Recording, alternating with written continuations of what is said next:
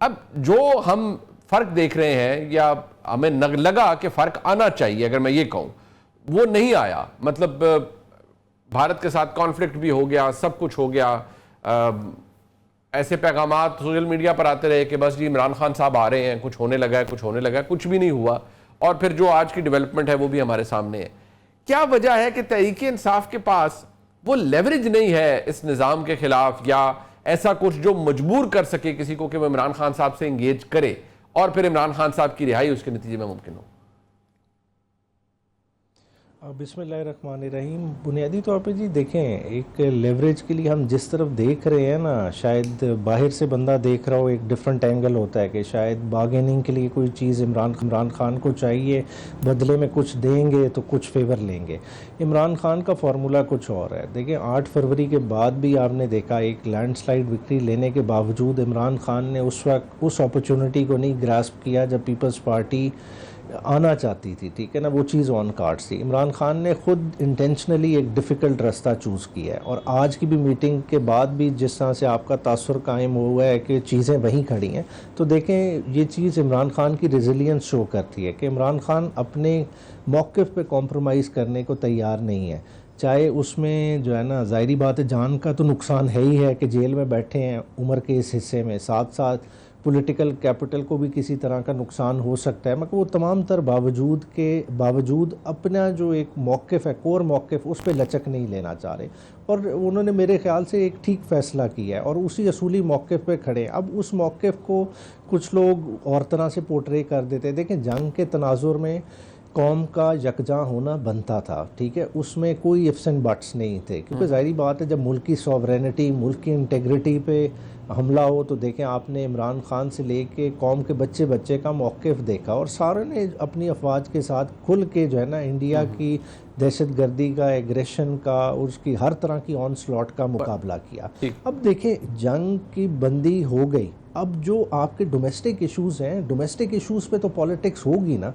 अब आप कहें कि नहीं, ये डोमेस्टिक इश्यूज़ भी आप भूल जाएं, आप उन पे भी ना बोलें, तो मेरे ख्याल से ये ज़्यादती है। कम से कम इतनी स्पेस देनी चाहिए। देखें, अगर आपने जाफ़र एक्सप्रेस के वाक़े को नहीं एक्सप्लॉइट किया, इंडिया ने आप पे चढ़ के आ गया, खुजदार का वाक़या कल का हुआ, ठीक है, ये अब प्रॉब्लम्स चलती रहेंगी, क्योंकि इंडिया ने अपना वार चेंज कर लिया। उसने आपके साथ 1 to 1 कॉन्टेक्स्ट करके देख लिया, उसे अपनी जो हार्डवेयर पे बहुत ज़्यादा नाज था, उसे हजीमत उठानी पड़ी, मुँह की खानी पड़ी, मगर अब देखें उसने अपना वार चेंज किया है। अब वो इंटरनली आपको हिट कर रहा है। अब इंटरनली जब आपको हिट कर रहा है तो इसमें हुकूमत वक्त का भी तो कुछ काम है। क्या आपने सारा सिक्योरिटी इदारों पे छोड़ना है? हुकूमत वक्त ने भी क्वेश्चन क्रिएट करना है। आप सारे का सारा अगर ब्लेम डाल दें कि अपोजिशन लचक दिखाए, अपोजिशन किसी तरह से मामला फहमी पे आए, रास्ता मतलब आपको ये लगता है कि ये स्पेस हुकूमत को क्रिएट करनी है, जो मैं आपकी बात से समझ पाया हूँ, और कोई कुशन हुकूमत ने क्रिएट करना है। अब ये बात अपनी जगह, लेकिन इससे ये भी जाहिर होता है कि सियासतदान तो अपने लिए कोई ना कोई रास्ता बनाता है, लेकिन इमरान खान साहब, आपके जिस तरह आपने फरमाया है कि इमरान खान साहब कोई रास्ता बनाने की मूड में नहीं है, यानी वो आज भी गंडापुर साहब ने कहा ना कि वो तैयार है, वो कहते हैं मुज़ाकरात करने हैं तो इमरान खान हाजिर है, लेकिन इमरान खान साहब अपने प्रिंसिपल से पीछे नहीं हटेंगे। उनका जो बयान था या जो आप बात कर पाए हैं कौसर काज़ी साहब, मसला ये है कि आप भी कुछ चीज़ें भूलने नहीं देते। अब जैसे मरीम नवाज शरीफ साहिबा ने, वज़ीर आला पंजाब ने जो आज गुफ्तगू की, वो गुज़िश्ता रोज़ करें आज करें, उन्होंने उसको ऑलमोस्ट वो कहा कि जो इंडिया ने किया वही एक सियासी जमात ने किया था। तो क्या आप ये बात इस पर जोर देते हैं, ये पैगाम होता है, या ये रजिस्टर कराया जाता है बार बार कि 9 मई 2023 को कोई ना भूले, और इसी वजह से फिर आप सियासी माहौल के अंदर कोई स्पेस भी क्रिएट नहीं होने देते? बिस्मिल्लाहिर्रहमानिर्रहीम, रब्बि सल्ली अला मुहम्मद व आले मुहम्मद। मुनीब, उमैर साहब ने 2 बड़ी अहम बातें की हैं। एक, उन्होंने कहा कि जो तहरीक इंसाफ थी और पूरी कौम और हमारा जो मौकफ था जंग के दौरान, वो बड़ा कमाल था। और दूसरी बात इन्होंने जाफर एक्सप्रेस के हवाले से की। मैं जब इन दोनों का जवाब दूंगा तो मरियम बीबी ने जो कहा उसका भी जवाब मिलेगा आपको। देखें, बिल्कुल एक तहरीक इंसाफ थी जो जंग के आगाज में, जब इसका आगाज जब मुसल्लत होती है भारत की तरफ से, तो उनका एक मौकफ था कि बॉर्डर पे क्यों नहीं जाते, वीगो क्यों नहीं निकालते, आगे क्यों नहीं जाते, उनसे मुकाबला क्यों नहीं करते। शहबाज गिल साहब को सुने तो उन्होंने क्या कहा था, भाई ये आर्मी चीफ और पीएम साहब तो भंग पी के सो रहे हैं, ये फजाइया कमाल कर रही है। तो ये पीटीआई का एक चेहरा था जो जंग के दौरान और जंग से कुछ लम्हे पहले था। फिर जब जंग का आगाज होता है तो फिर क्रेडिट लेने पहुंचते हैं, भाई वो जो कीबोर्ड वॉरियर थे उन्होंने कमाल कर दिया, उन्हीं की वजह से हम जो है सोशल मीडिया पे शिकस्त देने में कामयाब हुए। तो यहाँ पे मुझे पीटीआई के अंदर एक बड़ा मुहिब वतन चेहरा याद आता है जिसका नाम है शेर अफजल मरवत।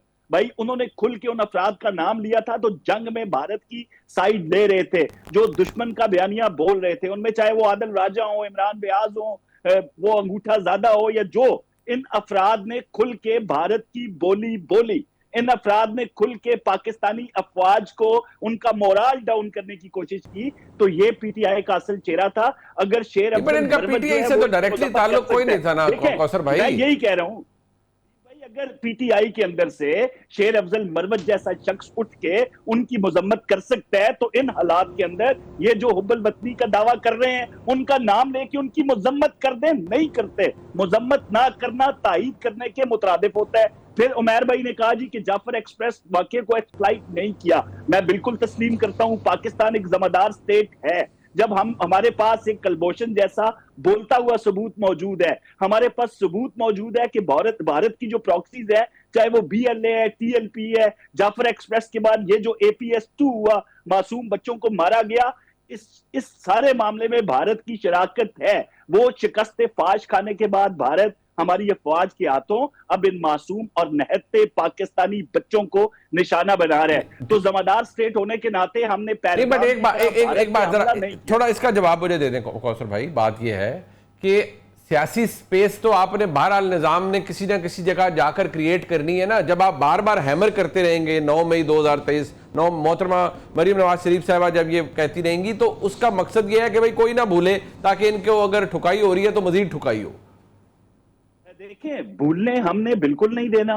एक ऐसा हमला किया गया था पाकिस्तान के ऊपर जिसकी वजह से इंडियन हुकूमत, इंडियन मीडिया, मोदी रजीम, आरएसएस के शिद्दत पसंद नुमाइंदों को यह कहना पड़ा कि पाकिस्तान पे ये बड़ा दुरुस्त वक्त है हमला करने का। इस वक्त अगर पाकिस्तान पे हम हमला करते हैं तो पाकिस्तान की अवाम, बिलखसूस पीटीआई का नाम लेके ये कहा गया कि अफवाज पाकिस्तान के साथ नहीं खड़ी होंगी, बल्कि ये हमारे साथ खड़ी होंगी। हम बाहर से पाकिस्तान को मारेंगे, ये अंदर से पाकिस्तान को मारेंगे। तो ये उनको मौका किसने दिया? इसी जमात ने दिया। अभी मरियम नवाज का आप हवाला दे रहे हैं, बिल्कुल इसमें तो कोई दूसरी राय है नहीं कि वो जो बलवाई थे, वो जो मुल्क दुश्मन अनासर थे जिन्होंने हमारी एयर बेसिस पे हमला किया, हमारी शोधा की तस्दीक की, क्या उनको हम भूल जाएंगे? कभी नहीं भूलेंगे। उनको करार वाकई सजा मिलनी चाहिए। और इसमें बिल्कुल मैं तो खुल के ये कहूंगा भाई कि अब वो वक्त है, वो जो प्रॉक्सीज हैं उनके साथ साथ वो लोग जिन्होंने इस जंग और जदल में भारत की जुबान बोली, उनकी लिस्टें भी बन चुकी हैं। बट क्या वो चले वो कुछ यूट्यूबर हो सकते हैं जो भगोड़े हैं पाकिस्तान से भागे हुए, पीटीआई ने तो एज अ पार्टी तो नहीं भारत की जुबान बोली ना।